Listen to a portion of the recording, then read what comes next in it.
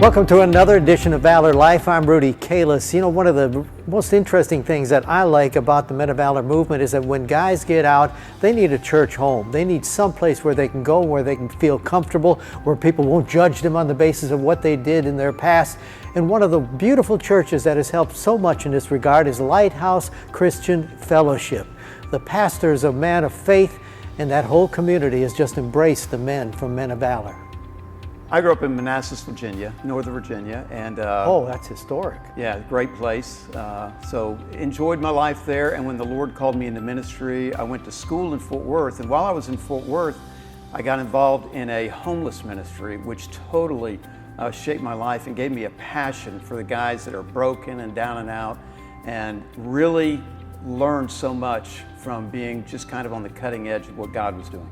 How do you get called into the ministry? I mean, you know, you don't hear the audible voice of God. For me, it was what I'll call a progressive call. I got out of college, I began volunteering with youth and things at the church, and there was a stirring in my heart that the more I did, the more I wanted to do. I had a job, I was doing well, making decent money, but I just wanted to do the things that God was leading me to do with youth, with children, with young adults. And the more I did it, the more I wanted to do it. And I would be sent on business trips, and I would start going to lunch with all the different men on the business trip and sharing Christ with them. And I started having people ask me, have you ever thought this is what you're called to do? And I would think, yeah, I'm beginning to wonder about that. And over about 6 months, God just made it very, very clear that this is where He wanted me in my life. And so ultimately I left my job and went into what we call full-time ministry. It's all full-time. Did you have to go through training? Yeah, I went to a seminary. I went to Southwestern Baptist Seminary in Fort Worth and got trained there. But the real training was the hands-on things that I got to do through being involved in street ministry, being involved in youth ministry. There's something about just getting your hands dirty in the lives of people that really God works in. All of a sudden, did you know they were former incarcerated inmates that were beginning to come to your church? How did that develop? Well, we were close by where Men of Valor was building their campus, and so we had some connections through some of the men at Men of Valor, and they started bringing some men to us. And I think because of my history in working with guys who'd been in jail and guys that were homeless, there was something in me that was really drawn to these men. And I'm going to share a verse with you that really spoke to me for years, and it really speaks in this. Just yesterday, going through Proverbs, and Proverbs 14:4 says, where there are no oxen, the manger is clean, but much increase comes through the strength of the ox. And when you read that, you go, what in the world does that have to do with ministry? But the picture is, if you don't have any oxen, you can have a nice, clean stable. But if you've got oxen, you're going to have messes, but you're also going to get a lot done. And what I saw in Men of Valor were men that were broken, men that were hurting, men that were struggling, but men that were alive. And in a church with the history of Lighthouse, the longer that we were in the same place, the more that there was a temptation to become complacent. And when these men started coming to Lighthouse, it was like the life that they brought, we weren't just giving to them, but they were giving to us.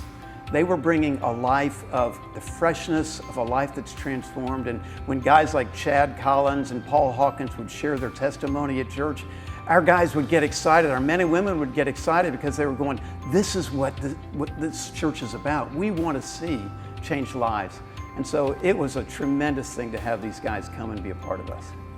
What did they bring to I don't know, not necessarily change, but bring into your church that hadn't been there before, other than obviously their background? I think that what the Men of Valor brought was kind of like when you bring a child into a family. There is new life, there's new energy, and the focus shifts from just doing what I do every day to you become attentive to the needs of the child. And I saw our people breaking out of contentment and just their normal routine and saying, hey, I want to get with Paul, I want to get with Chad, I want to get with these guys, I want to help them. And so I think in the heart of every Christian is a desire to do something that matters, a desire to have impact. And when these guys started coming around, it stirred within our people that desire to do something important. And so our people rallied and have really engaged with Men of Valor, and it's been great. See, the guys we've dealt with, one of their concerns is when they get out, I'm labeled a felon. People are going to look at me the wrong way right away. And to get that kind of a response from a church has to just open their lives up, I would think. I hope so. And as far as I know, we don't really think of them with that label. We don't look at them and say, well, these are felons. These are brothers. These are friends. And so we know they're broken, but aren't we all? Don't we all come, when we come to Christ, we come as people that are broken in need of grace. And so when these guys show up, it kind of reminds us, maybe our story wasn't quite as out there as theirs, but we recognize, but for the grace of God, that could have been me.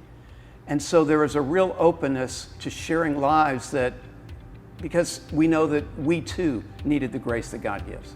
And maybe it's because of them, but when I walk around on Sunday morning before church and those guys show up, there's just something in me that feels like, man, this gets me excited. Because we've got some guys here that they're fresh, they're raw, they are wanting to grow. And it just, as a pastor, you just feel like, wow, what an opportunity to speak into the lives of these guys that God is doing something really deep in. There's also a lot of racial tension in this world right now. So you get an opportunity to represent a relationship that only Christ can kind of foster. You know, several years ago, Lighthouse's position in Antioch, and Antioch is an incredibly diverse community.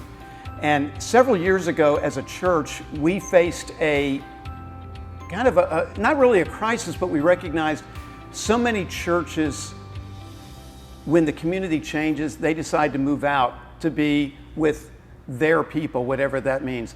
And we realized that while Lighthouse initially was a predominantly white church, God has planted us in a transitioned community, in a community with Laotians, a community with African Americans, with Hispanics, and we realized we have to begin to represent this community. And so we intentionally said, we've got to love the people that God has brought around us.